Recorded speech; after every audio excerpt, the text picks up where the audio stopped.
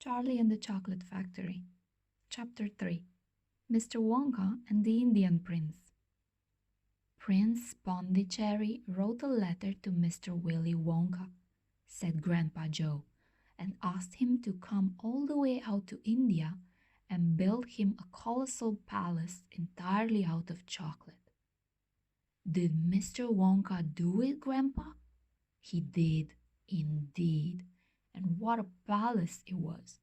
It had 100 rooms, and everything was made of either dark or light chocolate. The bricks were chocolate, and the cement holding them together was chocolate, and the windows were chocolate, and all the walls and ceilings were made of chocolate. So were the carpets and the pictures and the furniture and the beds. And when you turned on the taps in the bathroom, hot chocolate came pouring out. When it was all finished, Mr. Wonka said to Prince Pondicherry, "I warn you though, it won't last very long, so you'd better start eating it right away." "Nonsense," shouted the prince. "I'm not going to eat my palace. I'm not even going to nibble the staircase or lick the walls. I'm going to live in it." But Mr. Wonka was right, of course, because soon after this there came a very hot day with the boiling sun, and the whole palace began to melt, and then it sank slowly to the ground, and the crazy prince, who was dozing in the living room at the time, woke up to find himself swimming around in a huge brown sticky lake of chocolate. Little Charlie sat very still on the edge of the bed, staring at his grandfather. Charlie's face was bright, and his eyes were stretched so wide you could see the whites all around. "Is all this really true?" he asked.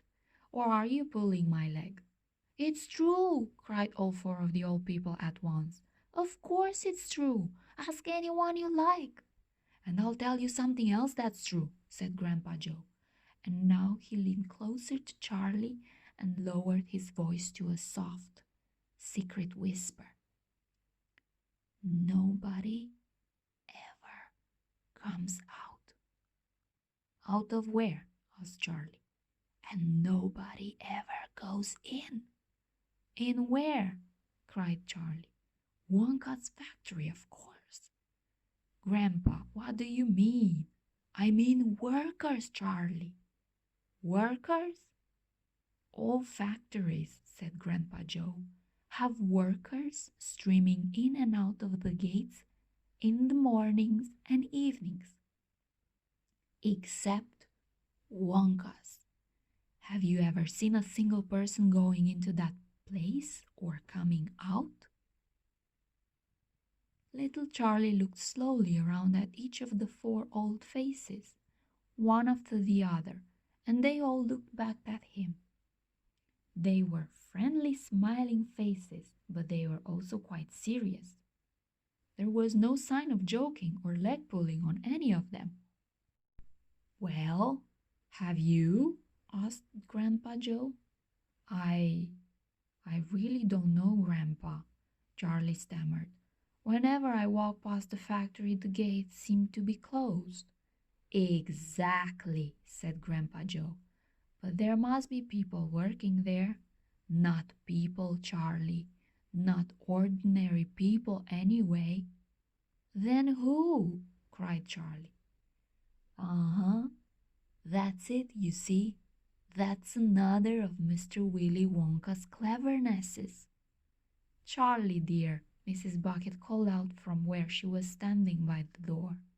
"It's time for bed. That's enough for tonight." "But, Mother, I must hear." "Tomorrow, my darling." "That's right," said Grandpa Joe.